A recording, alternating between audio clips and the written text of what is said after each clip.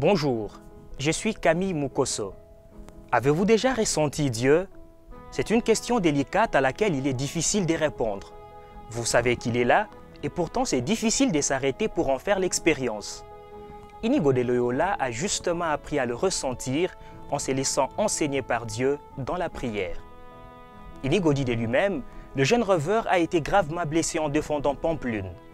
Après avoir été frappé par un boulet de canot, il a été ramené à Loyola dans les châteaux forts familiales pour se rétablir. Il avait non seulement perdu une jambe, mais aussi tout son projet de vie. Il était dévasté.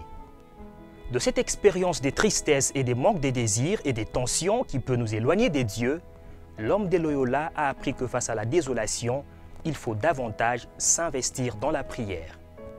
Aujourd'hui, on a recours à un petit écran, on se perd sur les réseaux sociaux ou alors on enchaîne les séries. On s'est rempli de ce qui nous attire à chaque instant et on a du mal à consacrer du temps à la rencontre silencieuse.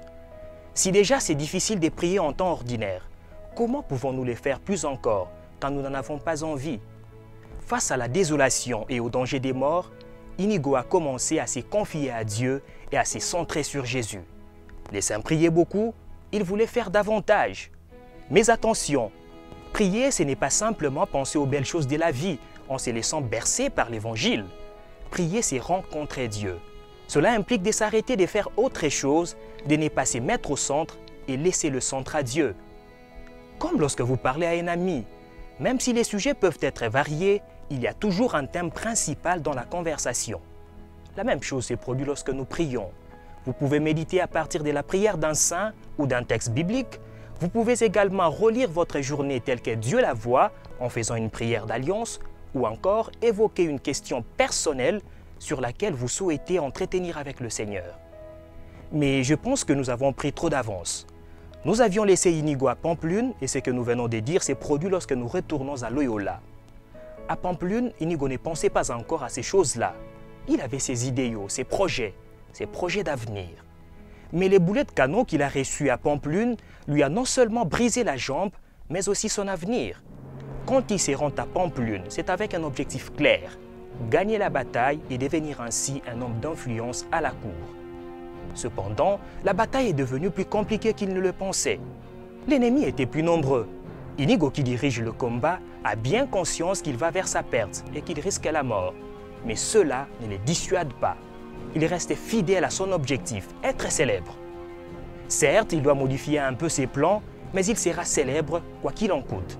Ce ne serait peut-être pas à la cour, mais au moins lorsque l'histoire parlera des batailles et que, espérons-le, sa vie inspirera des écrivains et des poètes dans le roman des chevaleries. Il parvient à convaincre les soldats des Pampelune de se battre jusqu'au bout et avec leur vie donnée, de faire honneur à leur famille par la bravoure au combat. Mais une fois de plus, il échoue. Inigo pense à la célébrité, à l'influence, à la gloire.